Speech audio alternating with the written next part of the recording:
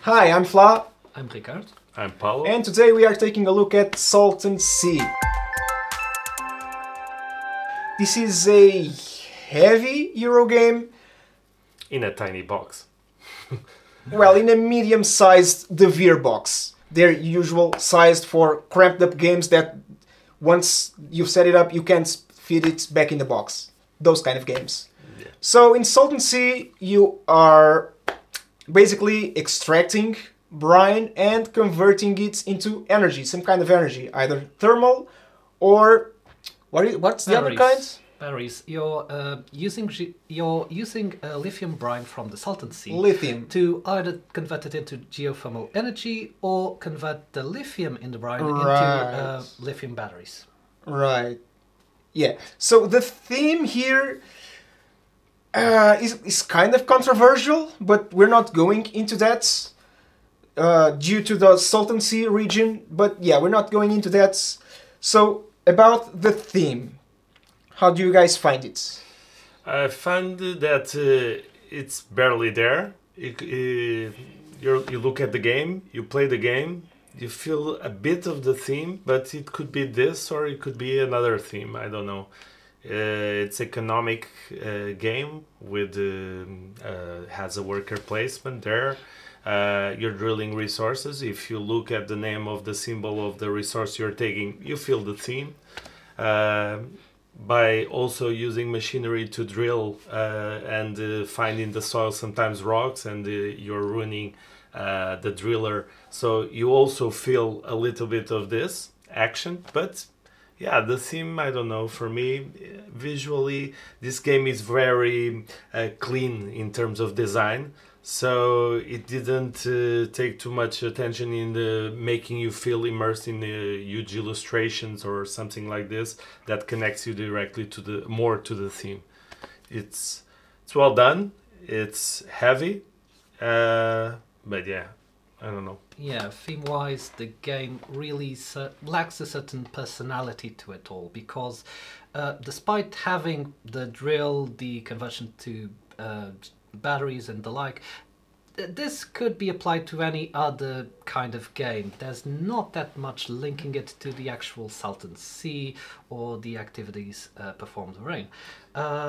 It is also really bare bones aesthetically, which might please some people, might not, might displease some others, because the design is really clean. It's It made me feel a little bit like a game that I have, which is also small, but the theme is like intense, which is Smartphone Inc.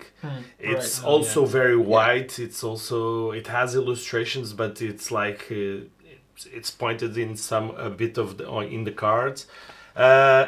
You also feel the theme, but Right. yeah, that clean design. And maybe the part of economic that you are doing, and the fact that it's also in a small box, most of the feeling that I had in terms of design was almost the same.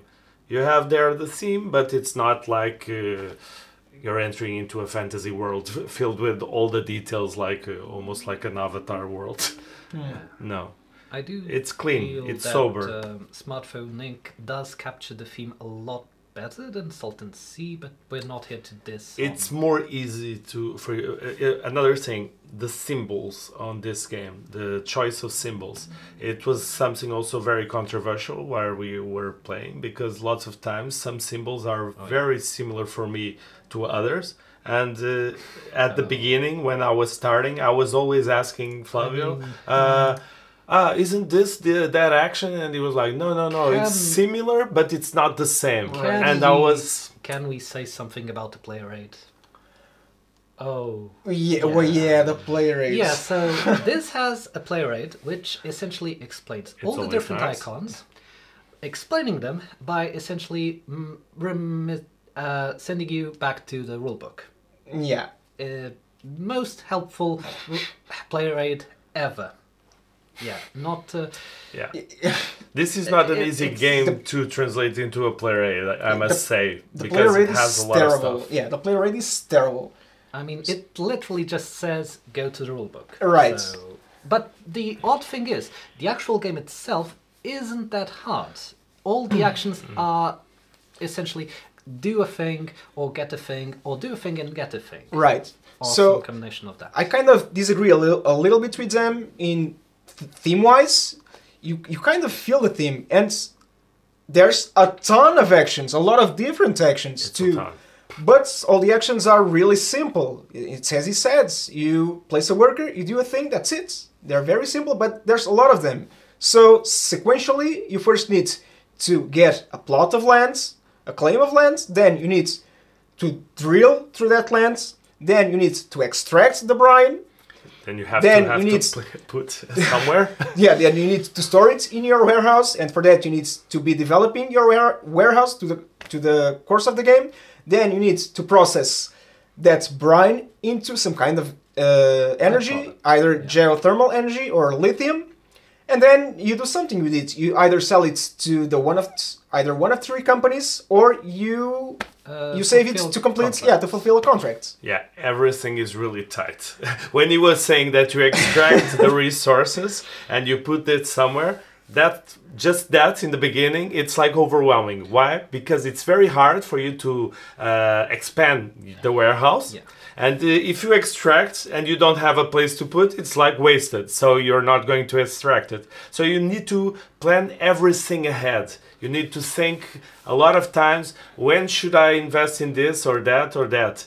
And the fun fact about this game, another thing that is very tight, that you start with certain number of cards. All of them have certain abilities that help you boost your work placement actions.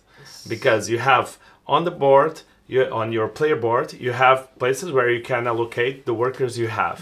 And that makes you do the actions that is said, that are barely, I think, 7, 8, 9, I don't There's know. a lot of actions. But on the board, you have a certain number of actions. But on your 9, cards, 10. you have the same actions, but better. Right. Yeah. But the downside of that is that on the other side, the cards are equivalent to your money. So you always have to choose if you want to use the card for the action, the boosted action, or if you want to use the money, which you basically need for everything in this game. Not exactly Almost everything. Yes. Almost The everything. things that are important require money. Right. Yeah, but the it's things very that- important. Yeah, the things that keep you moving require money. So Yeah. let's talk about that. So the cards in this game are the major part, are the big thing, because Yeah. the cards, which do a really cool concept that I like, you either use them for money or the other side for an action, which is, like he said, it's better than the board actions. So you want to use the cards more often than not. But if you do it, you won't have money. And when you gain money, when you're selling energy, either in the form of geothermal or lithium to the companies, you gain at most a net gain of 3 money. Because it's the difference. Yes. It costs you 6 money to process a brine into lithium, and then you can gain at most 9 money by selling it. So the income is 3 money. That's very little. It is not easy to gain money at Yeah. the very start of the game, and while the best way to gain money is essentially getting high level cards, which incidentally are the ones that are worth the most money, Yeah.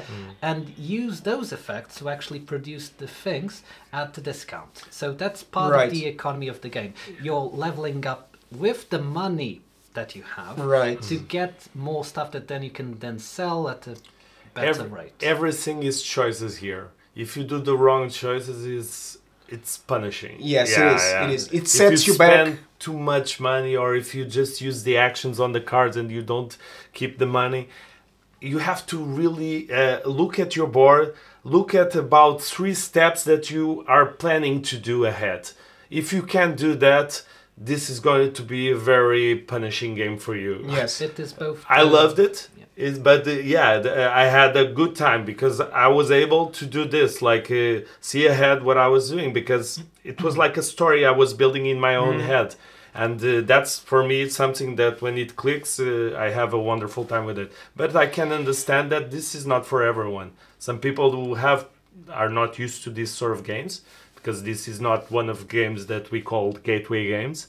They might have a lot of problems, especially in the beginning. You have about 5 rows of cards. Each of them you have 3 levels of that boost the main actions. You have 1 money cards, 3 money cards, and 5 money cards. Each of them is better than one below. Then you have as well objective cards for end game. I think you have contracts. You have contracts. And it's in the beginning you're looking at these 5 rows with the 4 columns. And for a person who who isn't used to these sort of games with lots of symbols and lots of stuff, it's overwhelming. Yeah, it's like you need to make choices, but you don't know the choice you are making. And the first time you play this game, probably only after 20 or 30 minutes you're playing, you're starting to understand what each card is and when you should acquire it. In the beginning, you're going to acquire whatever card. It happened to me, and fortunately, I was able to catch up to make a good strategy. It's really hard to set up an engine early on. Not only early on, it's really hard to set up an engine. Period. And a bad decision can set you way back. So whenever you gain money, you tend to go for the higher value cards, for the 3s and the 5s, which hold better actions. But it's a trap. They're actually a trap early on. I chose very few of those cards. When I played, most of the time I was choosing the other 2 levels beneath. Because sometimes you basically need for the money, or at least to have that action available on the card with a slight boost. Just to clear stuff up, when you gain a certain amount of money, you can decide how you want to split the money. Essentially, if you want 1 free money card and one money card, or 4 1 money cards. So, but that choice essentially reverberates throughout the game, because you cannot have change back after you spend money. So if you spend free money and you only needed 2, tough luck. And if you spend free money and you then spend it, well, that's all it. So the economics for me are not only the main piece of the game, the one thing that makes it unique, but also a thing that I both love and hate. It's a really weird decision that you have both actions and currency on the same thing, and it is a torturing and agonizing decision every time you have to place a card and decide whether to spend it as money or use it as an action. It's agonizing. It's why the game takes as long as it does, because we essentially torture ourselves deciding, is this the card I want to use? Is this the action? Is not good for it doesn't people. matter, because eventually you'll have to use it for money. For me, I didn't have that much torture. I don't know. After a while, I was basically, before it was my turn to play, I was already splitting the ones I would turn to the money side, and I was like, okay, and this is because I need to do on this round these 2 actions, like. So for me, I didn't have that problem, but I can see, especially for people who always have difficulty in taking decisions, which normally when you choose something, you're not using 3 or 4 other things. But for me, I lived okay with that. I was okay with that. Yeah. Right. So component-wise, it's good. I mean, it's good. It's a little bland on the bland sides. The aesthetics of the game, the arts. But the components are really good. Yeah, I think this game might be suffering, in my opinion, from the general public. Lots of people who aren't really gamers, they might look at this box and like, for the theme. The box is beautiful. It's beautiful, but it's not one of those boxes that when you go there, it's like you see Bitoku, you see like the box, you are like, I have to buy this, even if it's just for the aesthetic. This is one of those that when you open it, you discover and you see a much deeper game, and you see that it's a surprise of an experience. It doesn't advertise itself. Not, well. It doesn't. It does. I mean, but it's. I like the box, the cover. The cover. Yeah, it's beautiful. the artwork is good. Yeah. It's well done, but Just in terms of yeah. commercial and maybe the theme itself, it's not one of those more commercial sort No, of themes. yeah, it's not. I mean, Even when you explain the economy and everything, if I would just be hearing this before I would play, I would be like, don't you have something else on the box? Literally, the rulebook has 2 whole pages devoted to explaining the whole Salton Sea Yeah. and the ecosystem and the industry. there's the thing. And only Yes. the final paragraph of that whole wall of text lies what the game's about. Yes, I started reading that. Yeah, I'm not reading that. Yeah. I just wanted to know the gist of the game. What is it about? And then I find Yeah. a huge wall of text. Yeah, I'm not reading that right now. I just want to play the game and know what it's about before going Thousands into of it, years right? But ago, this has to do the also with our experience in board games, because when I was beginning on this hobby, at first, if I would look at a game like this, maybe I would choose others. Right. And nowadays, I've had lots of experiences that you look, it's very, like, I don't know, very stiff, the design and everything. And after, I've found lots of great games, and that even changed the way I see the design after. So, yeah, for me, I would always give a chance for this, but I don't know about the general public. That's the only thing I'm saying. But let me tell you that if you don't give a chance, you're missing a very good experience in board games. I mean, it is an unique experience, for Yeah. sure. It is. Yeah, It is. So for me, I really I wanted to like the game, but it's just way too tight for me. The concept of the cards being money and the actions, I like the concept, but it doesn't work on this game for me because it's just way too tight. If it were just a little more, if you had a little more freedom, if everything just didn't cost a ton of money, it would be just fine. So as it is right now, for me, it's a 6.5. You? I mean, I have to agree with him. There's a lot to like about the game. There's also a lot that the game could essentially balance itself. But then again, what makes the game what it is also the thing that if we take it out, it kind of loses the game. So 6 out of 10. Wow, I have a very different sort of evaluation. For me, I had a great experience with it. Normally I'm not into very tight games, but this I had lots of pleasure in taking this decision because my brain, it just clicked. I don't know why it clicked. Maybe because I was doing, before it was my turn already, the separation of what I really needed to do on that turn. And maybe I should try again, and maybe I can change my... I just played once and I had a great experience. Maybe if I try again and I take bad choices, I change my opinion about it. But for now, I really liked it. It's one that I still don't have it, but I probably will buy it. And I'll give it probably a 8.5. Yeah, it was really good for me. I like this sort of tight game. Yeah, it would be much higher for me, like an 8.5 or even 9 if it weren't so tight. Yeah, honestly, because it does a lot of what I like. I actually like the game, but it's so tight. It's a torture. Yeah, it's torture. I had pleasure in playing that, I must say.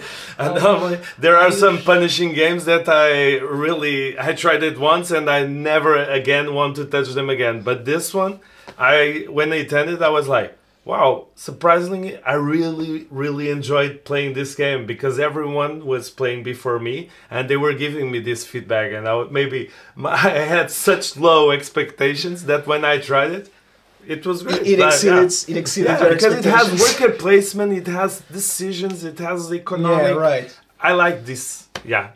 But that's why it's good to have. Okay, all right, folks. That has been Salton Sea, and until next time. Bye-bye. Bye. Next time.